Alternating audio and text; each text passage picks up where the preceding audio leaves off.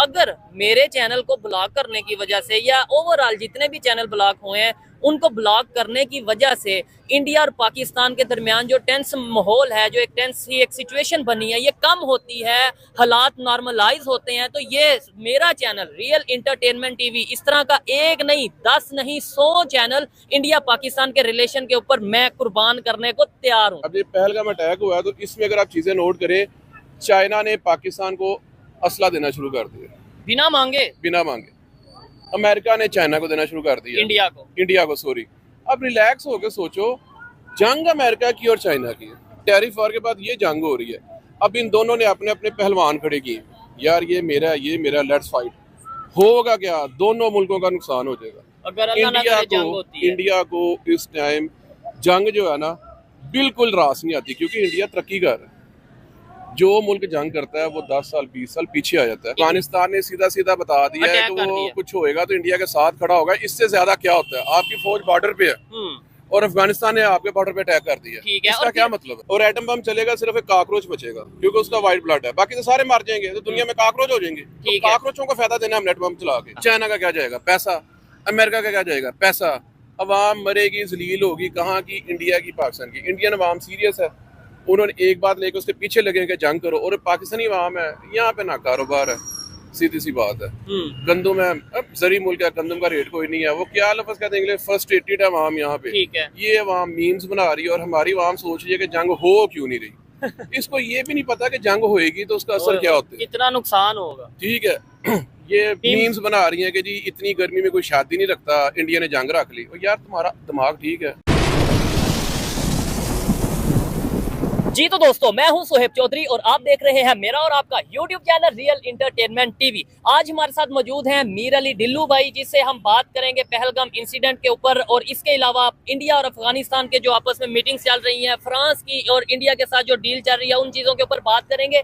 लेकिन इस टाइम पाकिस्तान हो या इंडिया हो, सोशल मीडिया हो या मेन स्ट्रीम मीडिया हो, एक खबर बहुत ज्यादा ट्रेंड कर रही है। और मुझे भी बहुत से लोगों ने इंस्टाग्राम, बहुत से लोगों ने व्हाट्सएप पे, बहुत से लोगों ने जो मेरी वीडियोस हैं उसके नीचे कमेंट बॉक्स में बोला कि इंडिया ने पाकिस्तान के तकरीबन 25 से 30 यूट्यूब चैनल हैं, मेन स्ट्रीम मीडिया के यूट्यूब चैनल हैं, वो ब्लॉक कर दिए हैं। उसमें आपका भी नाम होगा या आने वाले टाइम में आपका चैनल भी ब्लॉक कर दिया जाएगा।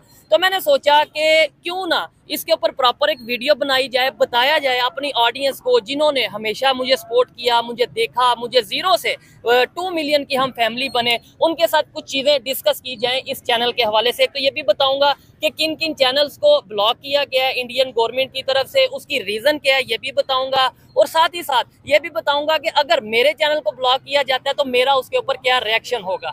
सबसे पहले तो 3 साल हो गए हैं हमें ये रियल इंटरटेनमेंट टीवी जो चैनल है, यूट्यूब चैनल है हमारा, उसके ऊपर वर्क करते हुए, और हमेशा कोशिश ये रही है कि अनबायस्ड ओपिनियन, जो लोगों की ओपिनियन है, जो सच है, वो सामने लाया जाए। लेकिन जाहिर बात है हमने ऐसे ऐसे टॉपिक कवर किए जो शायद हमसे पहले सोशल मीडिया पे या यूट्यूब पे किसी ने सच कवर नहीं किए थे। इवन पाकिस्तान में किसी की हिम्मत नहीं थी कि उन टॉपिक्स को डिस्कस भी किया जाए। जब आप सेंसिटिव टॉपिक डिस्कस करते हैं, मेरा काम है रोड पे आके लोगों की जो ओपिनियन है, पब्लिक की ओपिनियन है, वो आप तक पहुंचाना। अब ये मीर अली ढिल्लू भाई हैं, इनकी लेट्स सपोज किसी भी कंट्री को लेके एक पॉजिटिव ओपिनियन हो, इंडिया को लेके पॉजिटिव ओपिनियन हो, आबिद अली भाइयों ने उनकी भी इंडिया को लेके पॉजिटिव ओपिनियन हो। लेकिन इसी तरीके से बहुत से लोग हैं जिनको इंडिया को लेके नेगेटिव ओपिनियन है। एक अनबायस्ड सोशल मीडिया एक्टिविस्ट, एक अनबायस्ड जर्नलिस्ट और अनबायस्ड यूट्यूबर का ये काम है कि भाई दोनों साइड की ओपिनियन पब्लिक तक या अपनी ऑडियंस तक पहुंचाई जाए, जो कि मैंने भी 3 साल कोशिश की, जितना मुझसे पॉसिबल हुआ कोशिश की। और शायद यही वजह है कि आपने हमेशा मुश्किल टाइम पे मुझे सपोर्ट किया। मुश्किल से मुश्किल वक्त आया, लेकिन मुझे बड़ा कॉन्फिडेंस रहा कि यार मेरी ऑडियंस मेरे साथ है। और 3 साल में कभी ऐसा फील नहीं हुआ कि ऑडियंस ने मुझे कहीं पे मेरा साथ छोड़ा है। और सबसे बड़ी बात यह कि एजुकेटेड ऑडियंस है। लेकिन होता क्या है, जब खासतौर पे इंडिया और पाकिस्तान के दरमियान इस टाइम एक बहुत ही टेंस माहौल है, बड़ी कशीदगी चल रही है, इस दौरान जाहिर बात है इंडिया की गवर्नमेंट ने ये जो स्टेप लिया है कि 25 कुछ लोग 27 चैनल कह रहे हैं, कुछ 15 चैनल कह रहे हैं यूट्यूब चैनल ब्लॉक कर दिए और कुछ आने वाले टाइम में ब्लॉक होंगे।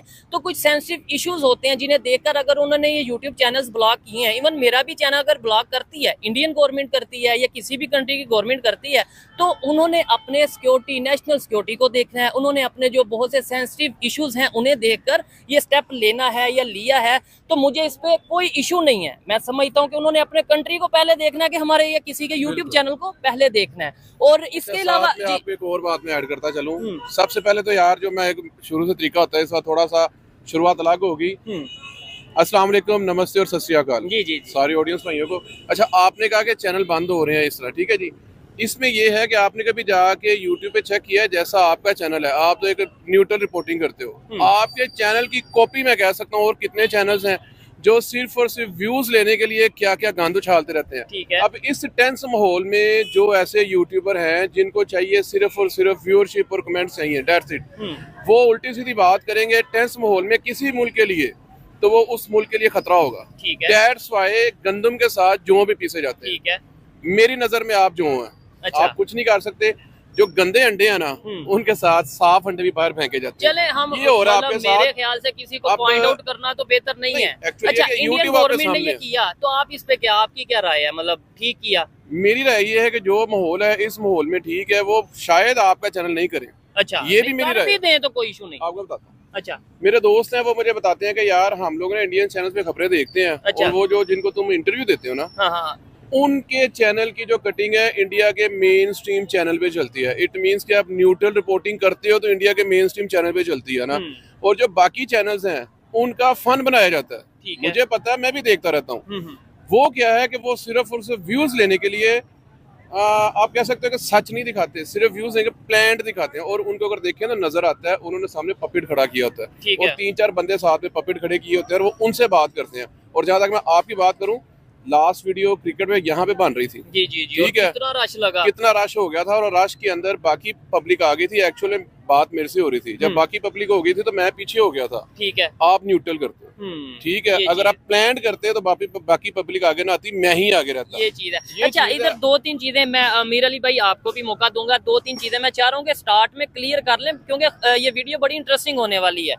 तकरीबन 15 चैनल्स जो से हैं, जिसमें सैयद मुजम्मिल का चैनल भी नाम आ रहा है। इवन पाकिस्तान के जो मेन स्ट्रीम मीडिया के जो चैनल हैं, उन यूट्यूब चैनल हैं, उन्हें भी ब्लॉक कर दिया गया है। इसके अलावा पाकिस्तान से कुछ यूट्यूबर हैं, उनके भी चैनल्स को ब्लॉक कर दिया गया है। और उसमें ये चीज़ देखने वाली है कि देखें, अब ये एक जो टेंस माहौल चल रहा है 2 कंट्रीज के दरमियान, ऐसी सिचुएशन में अगर कोई पब्लिक से आके नफरत अंगेज बात करता है, ये बात करता है कि जंग कर दो, ऐसे कर दो, धमाका कर दो, तो वहां पे नफरत बढ़ेगी और एक माहौल मजीद खराब होगा। एक तो मैं ये समझता हूँ कि ठीक है, अगर मेरे चैनल को ब्लॉक करने की वजह से या ओवरऑल जितने भी चैनल ब्लॉक हुए हैं उनको ब्लॉक करने की वजह से इंडिया और पाकिस्तान के दरमियान जो टेंस माहौल है, जो एक टेंस की एक सिचुएशन बनी है, ये कम होती है, हालात नॉर्मलाइज होते हैं। तो ये मेरा चैनल रियल इंटरटेनमेंट टीवी, इस तरह का 1 नहीं 10 नहीं 100 चैनल इंडिया पाकिस्तान के रिलेशन के ऊपर मैं कुर्बान करने को तैयार हूँ। मुझे कोई आपको एक बात बताऊं, जितने जुनून से आप ये करते हो ना, पैशन है मेरा, आपका पैशन है ना, मैं आपको जानता हूँ। अगर इतने जुनून से आप अपने कंस्ट्रक्शन के बिजनेस को टाइम दो ना, इससे आप 50 गुना ज्यादा अर्निंग करोगे। और अगर ये मैं कहता हूँ आपका चैनल बंद होता है ना, तो आपकी फैमिली का फायदा होगा, क्योंकि फिर आप अपने उस जो बिजनेस है उसको टाइम दोगे। वो आपने दूसरों के हैंडओवर किया हुआ, आप जाते काम हो और आप इसको लेकर फिरते रहते हो। ऐसे ही है, क्योंकि ये भी गुजरांवाला से है, मैं भी गुजरांवाला से, जानते सारी ऑडियंस को कि इनका कंस्ट्रक्शन का बड़ा अच्छा बिजनेस है, लेकिन ये उधर पे टाइम ही नहीं देते। ठीक हो गया, खुद ये कैमरा पकड़ के सड़कों पे घूमते रहते हैं। नहीं, ये जुनून है। पहले पैशन को टाइम दिया। और मेरा एक थीम था ना, एक सोच थी, मतलब ये बहुत से लोग जानते हैं कि यार मैं चाहता था पीस को प्रमोट किया जाए, जिसमें मेरे साथ बहुत से लोग जुड़े, पाकिस्तान से, इंडिया से, जैसे पाकिस्तान से आबिद अली भाई मेरे साथ जुड़े, ये मीर अली डिल्लू भाई जैसे लोग जुड़े, इधर इंडिया से बहुत से ऐसे लोग जुड़े और बड़ा एक इन्वायरमेंट बन गया। लोग इस चीज की तरफ आने लग पड़े थे कि हाँ यार, जंग किसी मसले का हल नहीं है, पीस को प्रमोट किया जाए। आपकी कोशिश बहुत अच्छी है, आप खुद एजुकेटेड और आपकी ऑडियंस एजुकेटेड है। ये सबसे बड़ा मेरा प्लस पॉइंट है। और मुसीबत ये है कि आपने यहाँ देखा जज्बा फैक्टर, यहाँ पे हमारी पाकिस्तानी अवाम में जज्बा बहुत है। हमारी अवाम की एक सोच है, वो मैंने कमेंट्स में पढ़ा था, इंडियन भाई ने कमेंट किया था, पजामा फटे तो फटे लेकिन अकड़ नहीं कटे। ठीक है, ये हमारी अवाम है। हमारी अवाम सोचती नहीं है कि यार जंग होगी या ये मसले होंगे तो उसके कॉन्सिक्वेंस क्या होगा, उसका असर क्या होगा। इन्होंने नहीं सोचना, सिर्फ जज्बा। और यार सिर्फ जज्बे से क्या होता है? अच्छा ये हम इंडिया पाकिस्तान है, ठीक है, इसराइल और फलस्तीन में आपका जज्बा तेल लेने क्या हुआ? हाँ ये भी एक सोचने वाली बात है कि उधर तो छोटी सी कब से बात है, मामला चल वहां पे रहा आपका जज्बा किधर गया? है। तो ये बस एक ब्रेन वॉशिंग अजीब सी खाली ज़हन वाली अवाम है, ठीक है, सोचते ही नहीं है। अच्छा चले टॉपिक की तरफ बढ़ते हैं, लेकिन टॉपिक की तरफ जाने से पहले एक चीज क्लियर कर दूं कि मुझे नहीं पता कि ये वीडियो अपलोड करने तक या इसके बाद या कब हमारे चैनल को भी शायद ब्लॉक कर दिया जाए। तो आपसे इन टच रहने के लिए एक दूसरा चैनल है चौधरी ब्रदर्स के नाम से, आप उसको जाके जरूर विजिट कर लें। उस पे शायद हम इस तरीके से डेली बेस पे कंटेंट ना अपलोड करें, लेकिन यह है कि सिर्फ मकसद यह है कि आपके साथ राब्ता रहे, इन टच रहें, आपको बताते रहें कि हमारी लाइफ में क्या चल रहा है और आपके साथ राब्ता रहे। आप एक दफा विजिट जरूर करिएगा। अब आते हैं हम टॉपिक की तरफ। जी मीर अली भाई, मुझे सबसे पहले तो ये बताएं, पहलगाम का जो इंसिडेंट हुआ है इसके ऊपर आपकी क्या सोच है? और ऐसा ये जो अब सिचुएशन बन गई है, कहा जा रहा है जंग का माहौल, यहाँ से भी अटैक हो जाएगा, वहां से भी अटैक हो जाएगा, यहाँ से बड़ी बड़ी स्टेटमेंट, वहां से स्टेटमेंट, क्या कहना चाहेंगे? पहले तो जो आपका चौधरी ब्रदर्स चैनल है ना, उसका लिंक आपने साथ शेयर कर देना। ठीक है, हाँ वो मैं डिस्क्रिप्शन में डाल दूंगा, उसे पिन भी कर दूंगा। नंबर 2, सबसे पहले जो लोग वहाँ पे शहीद हुए हैं, जो फोत हुए हैं, उनके घर वालों के साथ मेरा अफसोस है, मेरी ताज़ियत है। नहीं होना चाहिए था। इंसानियत फर्स्ट है, इंसान है, धर्म, मजहब, उसके बाद आपका नेशनलिटी, ये सब चीज़ें बाद में आती हैं। ठीक है, वो जो लोग फोत हुए हैं फैमिली वाले थे, उनकी फैमिली पे क्या गुजरी होगी आप जरा सोच के देखें। मुझे उस चीज़ का बहुत अफसोस है, ये नहीं होना चाहिए था, नंबर 1। नंबर 2, आप इस सारे सीन को ना अभी का छोड़ें, आज से 20 दिन पीछे चले जाएं। ठीक है, तब इंटरनेशनल न्यूज़ देखें क्या है आपको समझ क्या है। अमेरिका एंड चाइना, उनका आपस में क्लैश चल रहा था, टैरिफ वार, वो उस पे टैरिफ लगा रहा है, वो उस पे लगा रहा है, वो उस पे लगा रहा है, वो उस पे लगा रहा है, वो चाइना साथ साथ। जिंदगी में फर्स्ट टाइम चाइना ने इतनी जुर्रत का मुजाहिरा किया है कि वो अमेरिका के सामने स्ट्रेट फॉरवर्ड खड़ा हो गया। अच्छा, चाइना एक कारोबारी मुल्क है, वो जंगे नहीं लड़ता, ठीक है जी, वो जंगे नहीं लड़ता, बिजनेस करता है, बिजनेस में आगे जाता है और बहुत आगे चला गया।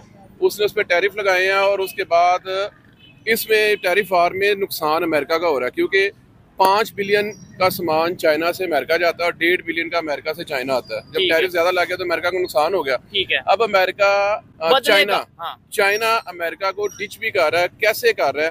खाली कंटेनर भेज दिए उसने वहां पे। ठीक है, उसके बाद बड़े बड़े जो अमेरिकन ब्रांड्स हैं उनको उसने बेनकाब कर दिया कि यार ये हम बनाते हैं, हम देते हैं 1400 का बैग, वो आपको देते हैं 3800 का। उसके बाद उसने अमेरिकन के लिए वीजा पॉलिसी निकाली है कि आप विदाउट वीजा चाइना आए, एयरपोर्ट में आपको वीजा मिलेगा ऑलमोस्ट 11 दिन का।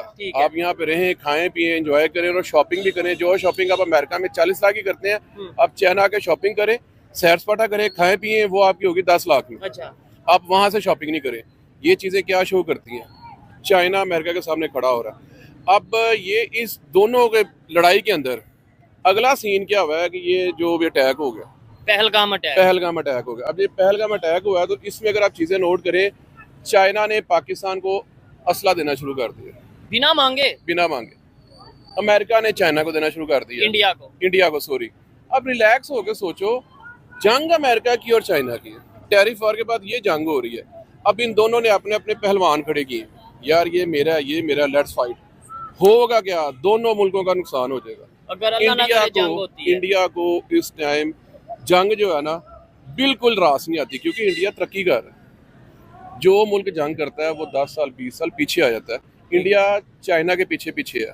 अगर इंडिया तरक्की करना चाहता है और चाइना को क्रॉस करना चाहता है, जो कि जिस स्पीड से ऊपर जा रहा है, 5वीं बड़ी इकोनॉमी बन गया है वो, अगर वो जंग करता है तो पीछे आ जाएगा। चाइना चाहेगा जंग हो, और अमेरिका इस टाइम जो अमेरिका की सूरत हाल है वो पूरी दुनिया के साथ जो है ना नाराज होगा। वो तो चाहेगा ही चाहेगा इंडिया चाइना को नीचे दिखाने के लिए। ठीक है, इंडिया का ज्यादा नुकसान हो जाएगा। इधर एक बात ये कहना चाहूंगा, आपको लगता है कि इंडिया की गवर्नमेंट ये चीजों को नहीं समझ रही होगी और ये सब चीजों के ऊपर वो कुछ अमल नहीं करेगी? और सेकेंडली, पब्लिक का, इंडियन खासतौर पे जो ऑडियंस है, जो पब्लिक का इतना गुस्सा है, तो वो गुस्सा कैसे कम होगा? एक मिसाल है। एक्चुअल में होता ऐसे है कि ये इंसान की नफ्सियात पे होता है। कुछ इंसान होते हैं ठंडे मिजाज के, कुछ होते हैं गर्म मिजाज के। इसकी मिसाल मुझे ऐसे देनी आती है, हमारे शेखुपुरा के मुनव्वर मांझा सियासतदान, उनका इलेक्शन डे था, इलेक्शन वाले दिन उनका भतीजा कत्ल हो गया। उनकी सारी फैमिली जो है ना इलेक्शन को छोड़ के उस बच्चे को लेके बैठ गई। तो उसने कहा यार इसको एक दिन में कुछ नहीं होता, इसको घर में रख दो, उस पर चद्दर डालो, इलेक्शन लड़ो।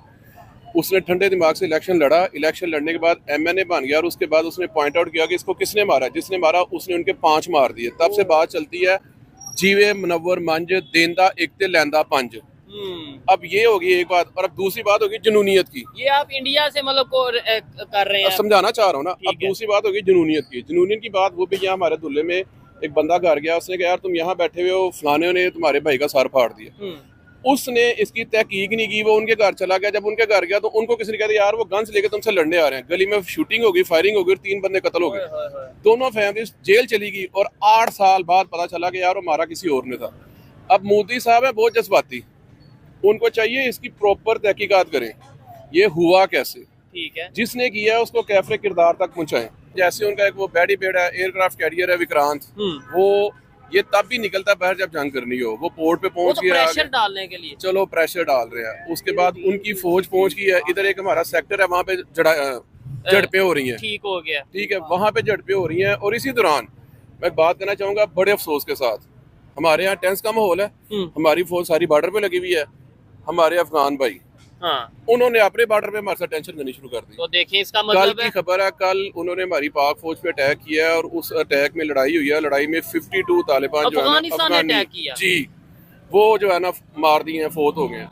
अब ये पाकिस्तान है, ठीक है, इस बॉर्डर पे जो है ना, इस बॉर्डर पे फौज लगी हुई है, ठीक है, और इस बॉर्डर पे अफगानिस्तान, और यहाँ से उन्होंने अटैक कर दिया। इसका क्या मतलब है? क्या मतलब? पूरी जिंदगी उन्हें हम भाई कहते हैं यार। मुझे अगर कोई अफगानी ये वीडियो देख रहा है तो मुझे इसका बहुत अफसोस है यार। आप पता नहीं कितने साल हमारे पास रहे हो यहाँ पे और मुस्लिम भाई हो, आपको इस टाइम पे हमारी कमर में छुरा नहीं घोंपना चाहिए था।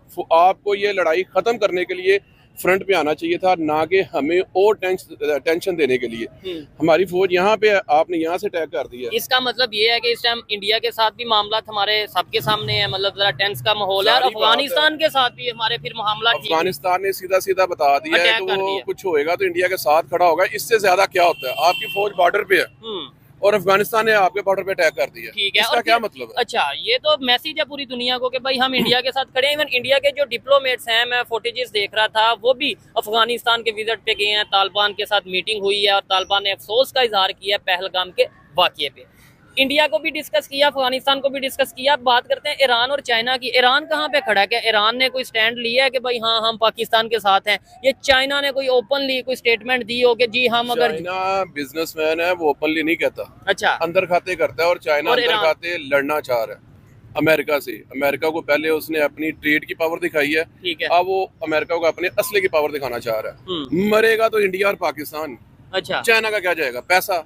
अमेरिका का क्या जाएगा? पैसा।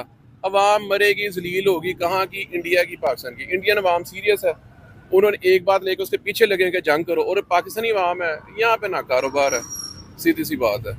गंदम है, अब जरी मुल्क है, गंदम का रेट कोई नहीं है। वो क्या लफ्ज़ कहते हैं, फ्रस्ट्रेटेड है अवाम यहाँ पे। ठीक है, ये अवाम मीम्स बना रही है और हमारी अवाम सोच रही है कि जंग हो क्यों नहीं रही। इसको ये भी नहीं पता कि जंग होएगी तो उसका असर क्या होता है, कितना नुकसान होगा। ठीक है। ये मीम्स बना रही हैं कि जी इतनी गर्मी में कोई शादी नहीं रखता, इंडिया ने जंग रख ली। और यार तुम्हारा दिमाग ठीक है? अगर तुम्हारा हमसाया, लेट्स सपोज हो तुम्हारा हमसाया है, उसके साथ तुम्हारी क्लैश है, तुम्हारा दुश्मन है, लेकिन उससे बैठ के बात तो करो। हाँ, अच्छा, बजाय इसके कि तुम उसको इश्तियाल दिला रहे हो। लड़ाई मसले का हल नहीं होती। उसमें ये है कि एक बड़ा हमारे जो पॉलिटिशियन है वो भी बड़ा अग्रेसिव रिस्पांस कर रहे हैं। वो ये अभी हनीफ अब्बासी ने स्टेटमेंट दी है, आपने शायद सुनी हो। अब आपने हनीफ अब्बासी का जिक्र कर दिया, आप उसको पॉलिटिशियन कहते हैं। पॉलिटिशियन तो है, लेकिन अब जैसे ये बयान देते हैं, ये कोई समझदारों ने बयान कि हमने इतने मिसाइल इंडिया के लिए तैयार करके रखे हैं, ये हमने कोई मॉडल के तौर पे नहीं रखे, हमने ये इंडिया पे अटैक करना है। इवन बिलावल अब्बासी साहब चाहते हैं कि जंग होनी चाहिए, और बिलावल भुट्टो साहब ने कह दिया कि अगर ये सिंध नदी में जो है ना इंडियंस का खून बहेगा। क्या साबित करना चाहते हैं? और एक बात, और दूसरा, जंग लड़ी जाती है पैसे से। आपके पास कौन सा खुफिया पैसा है? अब तो हर चीज नेट पे आ जाती है। आप अपना जीडीपी देख लो, इंडिया का जीडीपी देख लो। आपके पास इतना पेट्रोल है, इतना पैसा है लड़ने के लिए। लेट्स सपोज एयरक्राफ्ट की जंग नहीं होती, इंडिया के सारे बॉर्डर पे आपकी टैंक्स की, तोपों की जंग हो जाती है और गोलियों की जंग हो जाती है। आप कितनी देर जंग लड़ लोगे? टैंक्स आपके पेट्रोल से चलते हैं, कितनी देर आपके पेट्रोल चलते हैं? हमारे मीडिया पे ये बात चल रही है कि एट द एंड फिर एटम बम तो है ना। यार एटम बम, ये क्या बात करते हैं? एटम बम, एटम बम चला के खुद बच जाएंगे। आपके पास कोई उसकी वैक्सीन है कि आपको कुछ नहीं कहेगा? ये तो कोई बात नहीं। अच्छा, मरन तो पहला मैं आप ही मर जाऊंगा, तीनों भी ले जाऊंगा। उस लड़ाई का क्या फायदा? तुमने जिंदा नहीं रहना। और अगर लेट्स सपोज आप एटम बम चलाते हो तो आप पूरी दुनिया का बेड़ा गर्क करते हो। ऐसे ही है। ये मैं इसको कोई चीज समझता नहीं, मैं समझता हूँ पूरी दुनिया में जितने भी एटम बम है सारे रोल बैक होने चाहिए। ये क्या एक फसाद अजीब सा आपने बना लिया हुआ है। ठीक है। यहाँ तो हो ना कि आपने एटम बम बनाया और उसकी कोई वैक्सीन भी बनाई कि आप पे वो असर नहीं करता, तब तो आप सुपीरियर हो। आपने एक ऐसा हथियार बनाया हुआ है जिससे आपने खुद भी मार जाना है। वो जब तुमने रहना ही नहीं। ठीक है। और मुझे नहीं लगता मैं एटम बम चला देता हूँ, ठीक है, सारी दुनिया मर जाती है, मैं बच जाता हूँ, दुनिया मेरी हो गई। ठीक है, समझ आता है। मैं एटम बम चलाता हूँ, पहले मैं मरता हूँ, बाद में दुनिया मरती है, तो वो एटम बम मेरे किस काम था? मुझे ये बताएं। ठीक है, बड़ी टेक्निकल बात की है। और एटम बम चलेगा सिर्फ एक काकरोच बचेगा क्योंकि उसका वाइट ब्लड है, बाकी तो सारे मर जाएंगे, तो दुनिया में काकरोच हो जाएंगे। तो काकरोचों को फायदा देना हम एटम बम चला के पूरी चले दुनिया नहीं भी, लेकिन ये पूरी दुनिया एक दफा डिस्टर्ब हो जाएगी और ये बड़ा, और मुझे लगता नहीं कि ऐसा हो इतना ये इस हद तक मामला जाए। बंदा समझदार है, उसके पास पैसा है, टेक्नोलॉजी है और उसका बिजनेस ठीक है, उसके पास खाने पीने के लिए है, वो इस तरह की फजूल बकवासियात में नहीं जाता। वो कहता है बैठो और बैठ के मसले का हल करो। ठीक है। जिसके पास ना खाने को है ना पहनने को, कहता है यार ठीक है लड़ो, आपको क्या लगता है रिटेलिएट नहीं होगा इंडिया की तरफ से, या कोई इस तरह का एक्शन नहीं होगा क्योंकि उनकी आवाम में जितना गुस्सा है, या कोई ना कोई एक्शन करेंगे, कोई रिटेलिएट करेंगे कुछ टाइम तक? ये जैसे पहले ना अटैक हुआ अभिनंदन वाला, जी जी, उस कैटेगरी का होगा। अगर कुछ एयर स्ट्राइक होगी, एयर स्ट्राइक होगी उस तरह की। आप देखो वो कामयाब होते हैं नहीं, क्योंकि ये भी तैयार है। और सबसे बड़ी बात ये, इस दफा इनको फुल सपोर्ट है चाइना की तरफ से। ठीक है। चाइना इंडिया का भी दुश्मन है और चाइना को भी चाहिए ठीक है यार तुम पावर बन रहे हो, तुम्हारा स्टेटस है, तुमने अमेरिका को ट्रेड वार में हरा दिया जो सारी दुनिया को पता है। ठीक है। लेकिन कम से कम जिस खित्ते में रह रहे हो उस खित्ते में तुम अपने हाथ से तो आग ना लगाओ। ठीक है। चाइना अगर आगे आता है, मैं आपको एक बात बताऊं, इंडिया, चाइना, पाकिस्तान, इन तीन मुल्कों की आबादी दुनिया की हाफ आबादी से, ठीक है। और इन तीन मुल्कों में जितने वसाइल हैं, जितनी आर्मी है और जितनी के पास टेक्नोलॉजी है पूरी दुनिया में नहीं है। अगर ये तीन इकट्ठे सिर्फ दोस्त बन जाते हैं ना, तो बाकी दुनिया की ऐसी की तैसी, इंडिया में, चाइना में और पाकिस्तान में, आज हम यहाँ बैठे हैं, यहाँ पे वेटर पाकिस्तानी है, ये तीनों इकट्ठे हो जाएं, यहाँ पे ये अरब है ना इनके पास तेल निकला हुआ है, वो दूसरी दुनिया के लोग आके वेटरी करें। इंडिया में जो ठेले लगाते हैं ना, वो दूसरी दुनिया के हैं। अगर ये तीन मुल्क इकट्ठे हो जाए, यानी अंग्रेज आके इधर ठेले लगाएं, जाहिर बात है जब ये तीन आप इंडिया को, चाइना को और पाकिस्तान को इकट्ठा करें जरा, और अपने ज़हन से सोचे कितनी बड़ी आर्मी बनती है, कितनी बड़ी इकोनॉमी बनती है, इस्लामिक पावर होते हैं, और हर चीज़ है जो हमारे पास है वो इंडिया के पास है, जो इंडिया पास नहीं है, जो इंडिया के पास है वो चाइना पास नहीं है, जो चाइना के पास है हमारे पास नहीं है। अब जब हम तीनों मिल जाएंगे तो हम पूरा एक मुरक्कब बन जाएंगे। हमारे पास हथियार भी होगा, एजुकेशन भी होगी, पैसा भी होगा, मैन पावर भी होगा। हम दुनिया को अपने इशारों पे नचाएंगे अगर ये तीनों इकट्ठे हो जाएं। कौन सी ऐसी पावर्स हैं जो कहती हैं कि तीन इकट्ठे ना हो? एक घर में तीन भाई रहते हैं, ये बड़ा भाई, ये छोटा भाई, ये छोटा भाई। नहीं इधर, सॉरी मैं आपकी बात काट रहा हूँ, इधर एक चीज मैं ये कहना चाहूंगा कि ये बहुत से लोग कहते हैं और मैं बचपन से सुनता आ रहा हूँ कि भाई अगर इंडिया पाकिस्तान इकट्ठे हो जाए, या चाइना का तो इतना नहीं जिक्र किया जाता, लेकिन इंडिया पाकिस्तान इकट्ठे हो जाए तो पूरी दुनिया के ऊपर हुकूमत कर सकते हैं, रूल कर सकते हैं। लेकिन फिर ये कौन लोग हैं जो ऐसा होने नहीं देते? और सेकेंडली ये जो मजहब की बात आ जाती है ना, उधर बहुत सी चीजें फिर जो सी हैं वो दुश्मनी या नफरत की तरफ जाती हैं। जैसे लेट्स सपोज अगर देखा जाए हिंदू है उसे मार दो, जैसे अभी पहलगाम में भी ऐसे ही हुआ, तो आपको लगता है अब हिंदू सोचेगा कि मुसलमान के साथ मैं इकट्ठा हो जाऊं? और इवन हमारी इधर से कोई भी, आप हैं या कोई लीडर है, कोई सियासतदान है, कोई जर्नल है या कोई भी, वो ये स्टेटमेंट दे दे कि हिंदू मुस्लिम दो है ही अलग लोग हैं, ये हम इकट्ठे रह नहीं सकते, या कुछ ऐसी स्टेटमेंट दे दे, तो वो हिंदू साथ कहेंगे। अगर आप हिस्ट्री स्टडी करें ना, तो हिंदू और मुस्लिम इकट्ठे रहते रहे हैं, तब तो इन्हें मसला नहीं होता था। ये इन दोनों को अलग किया गया। जब सब कॉन्टिनेंट पे पूरा कब्जा करना था ना, तब इनके अंदर जुदाइयां डाली गई हैं। उसके बाद इस पे कब्जा हुआ। इससे पहले ब्रिटेन ने कब्जा किया है, ब्रिटेन से पहले फ्रांस और 2-3 मुल्क हो रहे हैं, उन्होंने कोशिश की है यहाँ कब्जा करने की, लेकिन इनमें इत्तेफाक इतना था कि वो नहीं कब्जा कर सके। फिर ब्रिटेन आया, उसने कंपनी लगानी थी, कंपनी के बाद फिर उसने इनको तोड़ा, तोड़ के इनको जुदा किया, फिर उसने इनके ऊपर कब्जा किया। ठीक है। आप सिंपल ये देख लो कि अगर हिस्ट्री में जाकर स्टडी करो, जब हम मिल के रहते थे तब तो इशू नहीं था, अब हमें इतनी नफरतें क्यों आ गई मजहब के नाम पे? क्योंकि अब नफरतें इस वजह से आ गई ना, आप अगर कोई कह दे कि आप हिंदू हो आपको मार देंगे, मुसलमान हो आपको छोड़ देंगे। एक्चुअल पता क्या है, चाहे कोई मुस्लिम है, चाहे कोई क्रिश्चियन है, चाहे कोई हिंदू है, इनको अपने अपने मजहब की पूरी स्टडी नहीं है। मजहब होता है पर्सनल, मजहब पर्सनल होता है। आप जब दूसरे से बात करते हो तो उसके ऊपर आप अपना मजहब नहीं थोप सकते। एक छोटी सी बात है, आप मुस्लिम हैं जी, मैं भी मुस्लिम हूँ, आगे फिरके आ जाते हैं। ठीक है, आपका फिरका हो रहा है, मेरा हो रहा है, ना मैंने कभी डिस्क्लोज किया मेरा कौन सा है, और ना ही मेरी बातों से कभी आपको लगा कि इसका फिरका ये है। मैं 2-3 नारे मार दूं, 2-3 बातें करता हूँ, पता चलेगा इसका फिरका ये है। यार वो मेरा पर्सनल है। ठीक है। वो मुझे बहुत से लोग मिलते हैं, वो कहते हैं यार मरने के बाद जो है ना, जिन जो किसी खुदा को नहीं मानते, वो कहते हैं मरने के बाद तो कुछ भी नहीं होगा। मैं कहता हूँ यार वो तुम्हारी सोच, अब मैं इस सोच के साथ जी रहा हूँ, मुझे जीने दो। ठीक है, तुम ऐसे जीते रहो। मैंने जिंदगी में कभी किसी को नहीं कहा कि यार तुम मेरे फिरके में आ जाओ, तुम मेरे मजहब में आ जाओ, किसी को नहीं कहता। ठीक है यार, सबका पर्सनल है, अपना पर्सनल रखो। ईवन दो कि जब आप कोई काम शाम ये वो करते हो, ऐसी बातें ही ना करो कि दूसरों को चले इसका ये मजहब है। यार आप एक ह्यूमैनिटी को जो है ना मिलजुल के रहो, वो नहीं कर सकते। ठीक है, सब जाहिल हैं। जितना पढ़ा लिखा होगा, जितनी उसकी जो कोई भी बंदा किसी मजहब से रिलेटेड है, उसका अपने मजहब पे ग्रिप ज्यादा होगी ना, वो उतना भाईचारे को फरोग देगा। मैं मानता ही नहीं कि दुनिया में कोई ऐसा मजहब है जो भाईचारे को फरोग नहीं देता। ठीक है, बात सीधी सी है। अब ये अब जाके 50-60 साल हुए हैं, 70 साल हुए हैं, मजहब के नाम पे जंगे, मजहब के नाम पे इंतशार। और हाँ, जब हमने गोरों के खिलाफ लड़ा करते थे, तब तो हिंदूज और मुस्लिम मिलके लड़ा करते थे।